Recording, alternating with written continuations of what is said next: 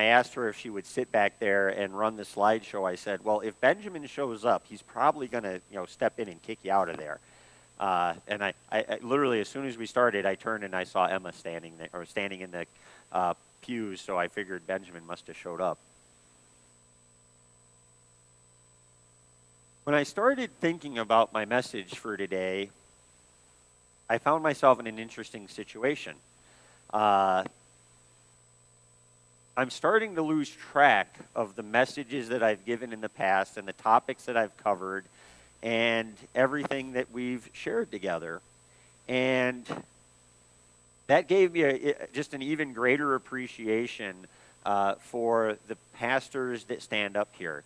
Because I can't imagine being Pastor Steve or Pastor Jim coming into the congregation and standing up here and thinking, have I ever talked about that before? Did I give that message to this group or to that group, or why do I remember this, right?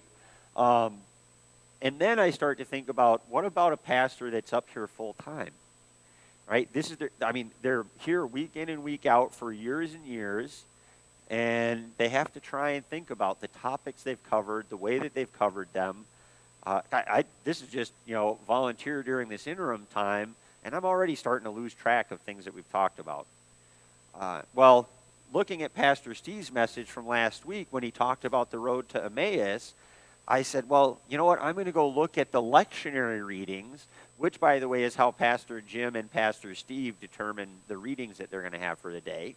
It gives them guidance on where they should go. And I was like, you know what, I'm going to go look at the lectionary readings, because if we had the road to Emmaus last week, I'm really excited about the reading that I think might be for this week. I must be on the wrong year, though, because it was not the reading I wanted it to be. Because I had this really good reading that I said, that's the one I think it'll work. So, of course, I had the option of the lectionary or the reading that I thought would be in the lectionary. I went with my reading instead.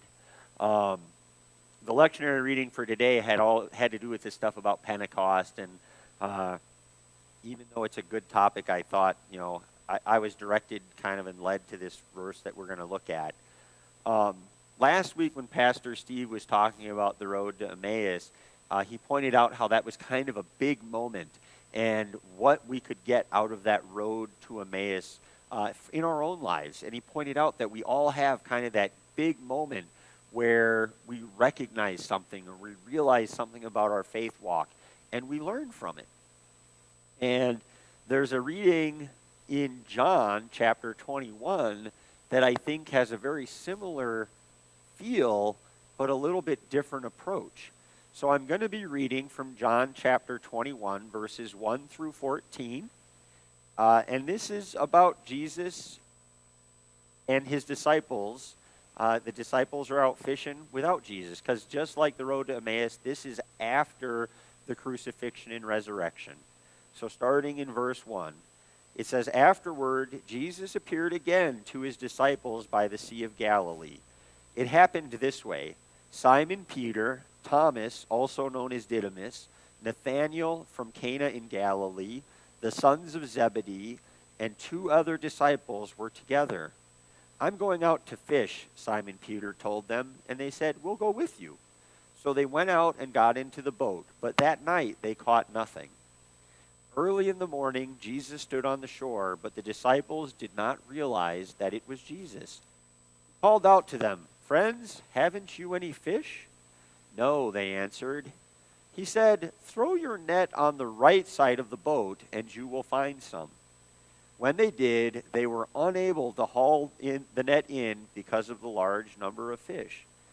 Then the disciple whom Jesus loved said to Peter, it is the Lord. As soon as Simon Peter heard him say, it is the Lord, he wrapped his outer garment around him, for he had taken it off, and jumped into the water. The other disciples followed in the boat, towing the net full of fish, for they were not far from shore, about 100 yards. When they landed, they saw a fire of burning coals there with fish on it and some bread. Jesus said to them, bring some of the fish you have just caught. So Simon Peter climbed back into the boat and dragged the net ashore. It was full of large fish, 153. But even with so many, the net was not torn. Jesus said to them, "Come and have breakfast." None of the disciples dared ask him, "Who are you?" They knew it was the Lord. Jesus came, took the bread, and gave it to them, and did the same with the fish. This was now the third time Jesus appeared to his disciples after he was raised from the dead.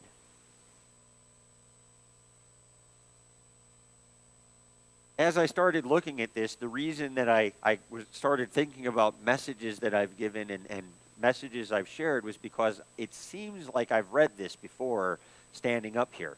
It's entirely possible if I have. If you remember something that I have given a message on this about, let me know too so we can both know. I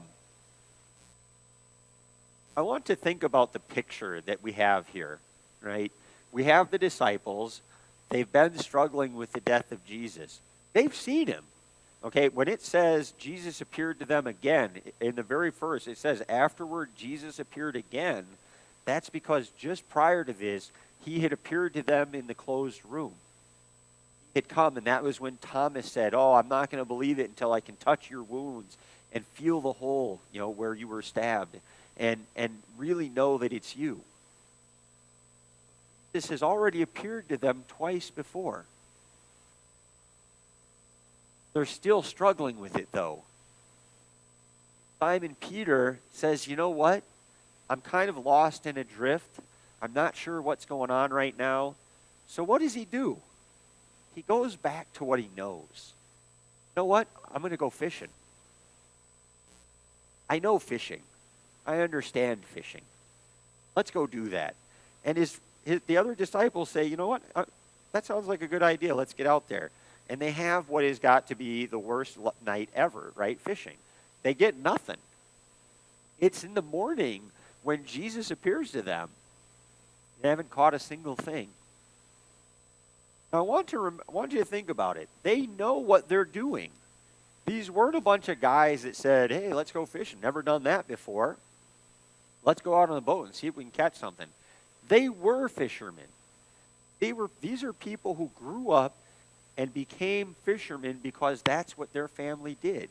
They understood the profession of fishing. But they're out there doing nothing. And here Jesus appears to them and says, "Hey, you're doing it wrong. Why don't you chuck your nets on the other side of the boat?" Now, you would think that they've been out fishing. They've probably been casting these nets back and forth. They've probably been trying to catch fish. They've been trying to go where they believe fish would be. And Jesus says, "No, just right over there." Right? We're not talking about a mile. Hey, drive a mile down shore and throw your nets out there. You're not catching anything right here.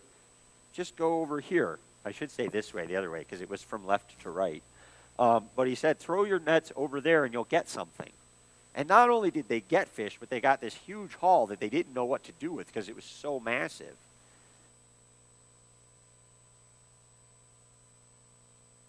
It's important to see that because the simple act of obedience became important.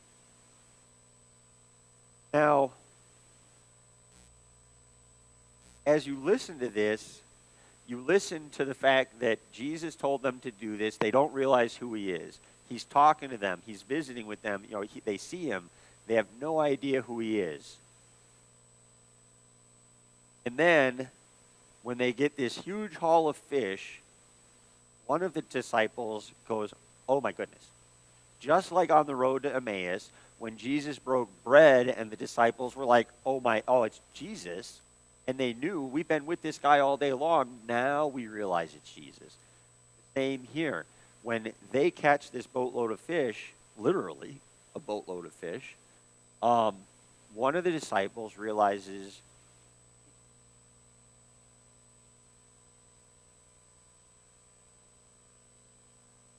what happens next that sort of catches my eye. And a lot of times, when I read through these, I pick one verse that kind of jumps out at me. This one happened to jump out at me after I'd already had this message written. Oddly enough, when I was taking a shower this morning, I was like, "Oh, there's the verse. There it is. There's the real key takeaway here. It's in verse 7. When we hear this, the disciple whom Jesus loved said to Peter, "It is the Lord." And what does Peter do? Right? He's 100 yards offshore, which may not seem like a really long distance, but he's in his regular clothes, right? They're in this boat off the coast where they're fishing, and when Peter realizes that it is Jesus who's talking to him, he grabs his stuff and he jumps off the boat and he heads into shore. About that. We're fishing. Oh, that's Jesus. I'm out. I'm headed that way. Right? I think it's important to think about that for a couple of reasons. One, he responded when Jesus gave him guidance. When he said, "Hey, cast your net on the other side." They could have looked ashore, laughed at the guy, said, "We've already fished over there. There's no fish out here today." They could have simply shrugged it off. But for some reason, they listened. Not knowing it's Jesus. Now, I've always said, if Jesus were standing right here, I would like to think that if Jesus appeared to me and said, "Tom, do this," I would have no problem going, "Oh, all right, I'm on it." But we don't usually get to hear things that way, right? We don't get to have Jesus stand in our presence and tell us what he wants us to do. We get it from other sources. We get it from people that we may not understand that it's Jesus talking to us. I've always said that I have a hard time hearing the voice of Jesus when Jesus is speaking to me through others. These disciples did not have that difficulty. They heard something. They said, "Hey, we'll give it." So they threw the net. They were obedient to what they heard. They listened to the voice even though they didn't know that it was Jesus talking to them. And more importantly, when they realized it was Jesus, Peter didn't freak out. Peter didn't run away. Peter didn't say, "Oh, Jesus, get out here." Right? Peter jumped off the boat and went to Jesus. Because if you think about it, how often do we do the opposite, right? How often do we say, "I'm right here, Jesus, come and get me. I need help, Jesus, come and find me. I've got an idea, Jesus, come and be with me and maybe we'll carry it out." Peter didn't do that. Peter said, "There's Jesus, that's where I'm going." Because he was going to go and be with his Lord rather than expect his Lord to come to him. Now, we struggle with all of these things. The disciples struggled with recognizing Jesus in their presence multiple times. Even when he was there and they knew who he was, Thomas doubted. They struggle with that, and we do too. I think we struggle, all of us, to see sometimes when Jesus is in our lives. We struggle with hearing what Jesus might be saying to us. We are not alone in that. The disciples went through it. People all around the world go through it. Another thing I think we struggle with is listening. We struggle with the idea of simply on the advice or the guidance of someone else, taking the nets from the left side of the boat and casting them to the right side of the boat. I talked with the kids this morning about doing the same thing over and over again, right? If many of us have heard the adage, right? Insanity is doing the same thing, expecting different results. But we sometimes struggle with doing that different thing, even when we might be directed that way by God. It's hard. It's difficult. Disciples struggled with it as well, which we don't always just get it right, but we have to be willing to listen. We have to be able to hear what God might be telling us, and we have to have the faith that it is God. That's difficult to do it sometimes. But another important thing to think about as we look at that is that Jesus is always there, right? When we're struggling with seeing him, when we're struggling with hearing him, when we're struggling with how to change, we have to remember that Jesus is there. He's willing to give us advice. He's willing to give us guidance on where we should cast our nets. We have to be able to have the wisdom to discern it, but he's there to do it for us. And another thing that we learn from Peter jumping out of the boat, that we can make mistakes. We can do the wrong thing and still walk right back to Jesus, or in his case, swim. Because Jesus is there for us. Peter, just early, remember, just prior to this, he had turned his back on Jesus. Despite his claims he would never do that, despite his claim that he would die for Jesus, he turned his back on him. He denied him. Not once, but 3 times. But here, Peter literally runs, he sprints to the Lord when he sees him.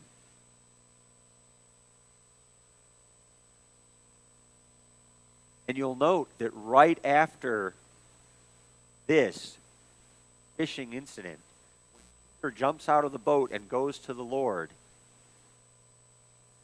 states him. Jesus questions him and says, "Peter, do you love me?" And tells him what he is going to do. Tells him, you're going to help found the church. You're going to help be a leader who brings people to Christ. And he tells him, you're going to be the guy who, despite the fact that it didn't happen now, didn't happen the way you thought maybe it would, you will die for me. At that point, what was coming? Been told by Jesus. It didn't change the fact that he jumped out of the boat. It didn't change the fact that given the opportunity, he ran to Jesus. You think about ourselves. When was the last time we were so excited for the mission that God has for us that we were willing to jump out of the boat, throw caution to the wind, and go to where Jesus would have us be, as opposed to telling Jesus to come where we are?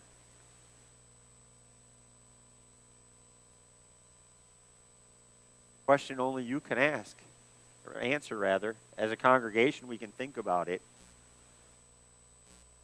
I have a note to myself. It's called a neck snapping segue, because there was something to tie into it, but I saw no way to get from point A to point B. So you're just going to have to go with me on it and just go, what in the world just happened? I wanted to tie this into the new pastor. We don't know who that is yet. We're still waiting for Marie to give us some matches from the profile search. But there is a new pastor out there for us. We don't know who it is. We don't know where that person is right now. When that new person arrives, we're going to be faced as an individual, as a congregation, as a church, with some choices. Continue to do things the way we've always done them. Expect the pastor to come in, carry a lot of the burden, do a lot of the heavy lifting, and go, oh, you're the pastor, you're the church. Get it going.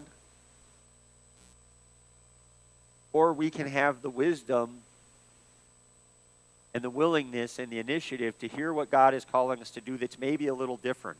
It's tough. It's going to be difficult. But change is an opportunity. It just like that new pastor is going to come in and not have the problem that I have remembering messages, because that new pastor is going to come in and any messages that they have given in the past are brand new to us.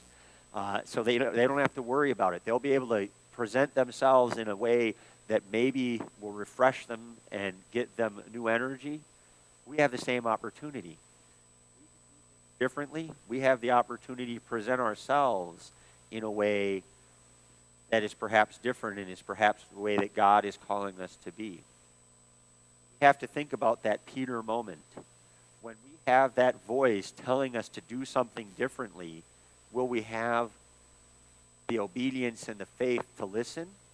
Or will we just casting our nets on the left side of the boat and miss out on what God has for us. I'm not sure exactly what God is calling us to do as a church. I'm confident that it's not the same thing. I'm confident that God has a mission for us that we need to step out on and start to hear and to do those things and to maybe cast the nets on the right side of the boat so that we can have that haul of 153 fish, or enough to break the walls of the church at least, right? We know that the walls won't break, the net didn't break. God has great plans. We just have to be willing to listen. Join me in prayer for closing. Heavenly Father,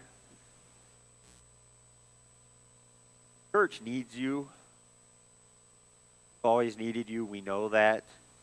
We can sometimes feel adrift, like the disciples out fishing in the boat, catching nothing. Because we need your voice to guide us. Know that just as the disciples listened to the voice of Jesus and cast their nets in a different direction and were rewarded with a catch beyond belief, your voice is out there for us to hear. We know that you have a mission for this church. We have to be able to continually listen and think about how change might be necessary, how best to fulfill your will.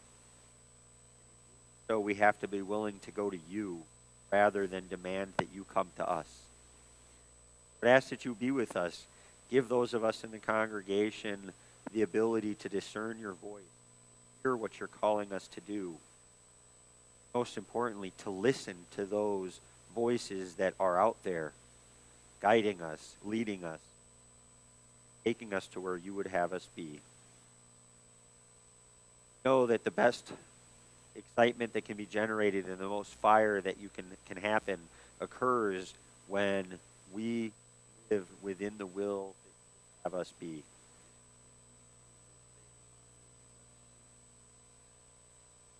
That we know that this church can explode and become that shining beacon that it needs to be.